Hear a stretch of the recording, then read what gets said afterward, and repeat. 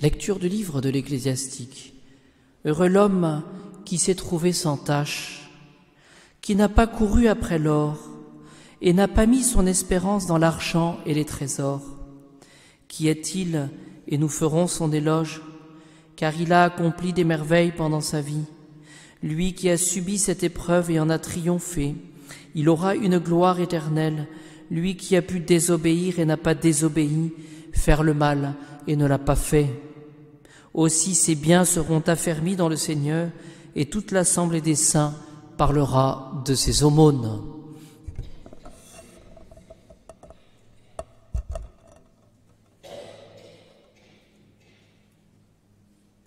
Quelques mots sur saint Henri que nous fêtons ce soir.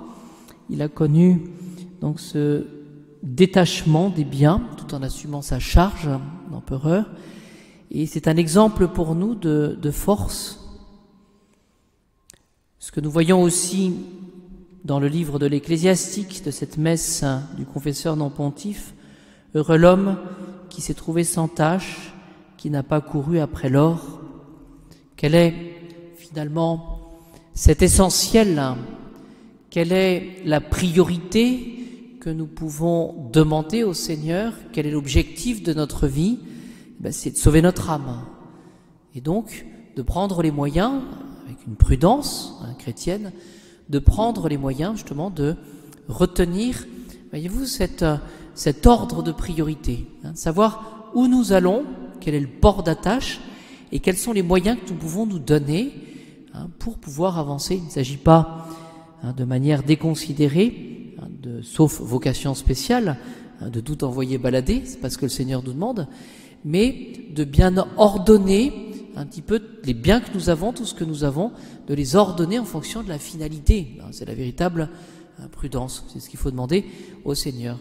Avoir les choses comme si nous ne les avions pas, être détachés. Alors, j'ai trouvé quelques éléments pour nous aider justement dans cette vertu de force.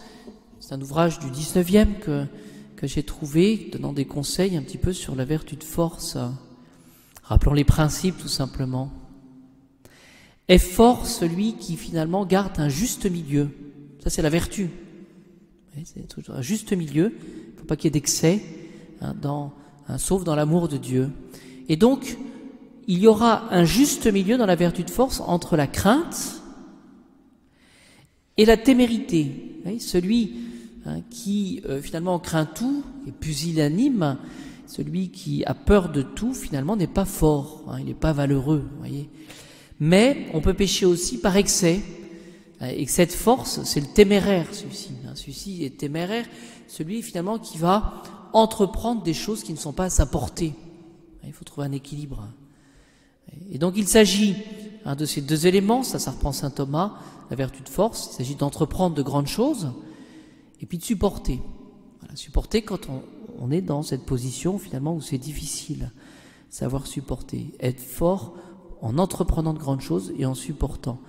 Et ce qui est intéressant, c'est que on peut appeler finalement la vertu de force comme la vertu de courage. Est-ce que je suis courageux dans la vie ? Est-ce que j'entreprends les choses? Est-ce que je n'ai pas tendance à fuir finalement? Et est-ce que finalement j'ai le courage aussi parfois de dire non pour des choses qui me dépassent? Trois conséquences, trois vertus connexes à la vertu de force. Tout d'abord la magnanimité, avoir une âme magnanime. Et j'ai trouvé des synonymes, c'est d'avoir dans toute situation une grandeur d'âme. Vous voyez, on va retenir l'essentiel et de rester en fonction de son rang, en fonction de sa situation, en fonction des circonstances, et bien de garder cette grandeur d'âme. Vous voyez, on a beaucoup d'épisodes de saints, au moment de la Révolution par exemple, on voit une personne qui est capable de tenir son rang dans toutes les circonstances. Voilà. Grandeur d'âme. Noblesse de caractère. Vous voyez, on a été éduqué en fonction de principes chrétiens, catholiques, et bien on restera constant, quelles que soient les circonstances. Donc grandeur d'âme, noblesse de caractère, générosité. Oui. Et fort celui qui est capable de continuer à pratiquer cette charité dans l'adversité. Je passe rapidement sur la patience. On pourrait préciser pour la patience qu'il s'agit de bannir de sa vie le murmure. ou la révolte. Ou alors, ce qui peut peut-être plus nous toucher, parce que c'est du concret, on doit bannir toute plainte. Les esprits chagrins qui se plaignent de tout. Et de faire les choses sans se lamenter, avec une joie, non pas excitation, mais une force intérieure. Oui, cette joie de faire son devoir. Magnanimité, patience, et aussi la constance. C'est le signe de la force, cela. Quand on parle de constance, c'est qu'on est capable de maintenir le cap jusqu'au bout. On ne s'arrête pas en chemin. Et donc on est fort en cela. Et donc on n'éprouve pas, finalement, ça ne veut pas dire qu'on ne ressente rien, mais qu'on ne se laisse pas arrêter par la lassitude. Je crois qu'on peut réfléchir à ça aussi, cette lassitude, quand on fait toujours la même chose, quand il y a une répétition de choses qui sont difficiles.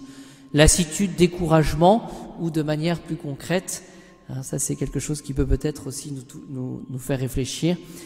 Et constant, finalement, celui qui ne s'arrête pas devant la mollesse, devant le devoir d'État.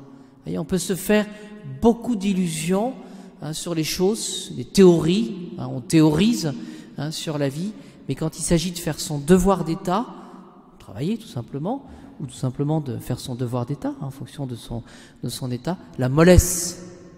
Voyez, donc demandons au Seigneur en tout cas ce soir d'être des âmes fortes.